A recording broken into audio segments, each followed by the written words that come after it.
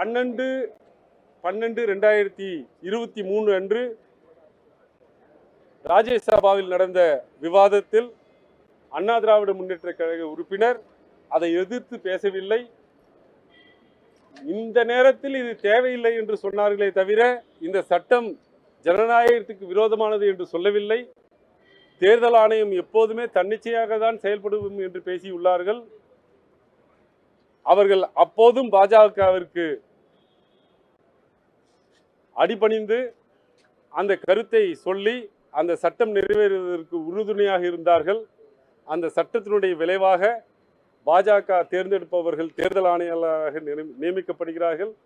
அப்படி நியமிக்கப்பட்ட தேர்தல் ஆணையம் இன்றைக்கு மக்களுடைய வாக்குரிமையை பறிக்கும் வகையில் இந்த எஸ்ஐஆரை நடத்துகிறார்கள்.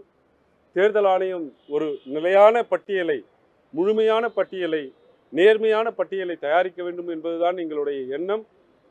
இப்போது நீங்கள் பார்த்தீர்கள் என்றால் அஸ்ஸாமில் எஸ்ஐஆரை கொண்டு வந்திருக்கிறார்கள். அந்த எஸ்ஐஆரில் கணக்கீட்டு படிவத்தை பூர்த்தி செய்து தர வேண்டாம். தேர்தல் ஆணையாளர் அந்த அலுவலர்களே எல்லாத்தையும் அவர்கள் பூர்த்தி செய்து கொள்வார்கள். கணக்கீட்டு படிவத்தை வாக்காளர்கள் பூர்த்தி செய்ய வேண்டாம்னு சொல்லியிருக்காங்க. தமிழ்நாட்டுக்கும் அஸ்ஸாமுக்கும் அப்படி என்ன பெரிய வித்தியாசம்?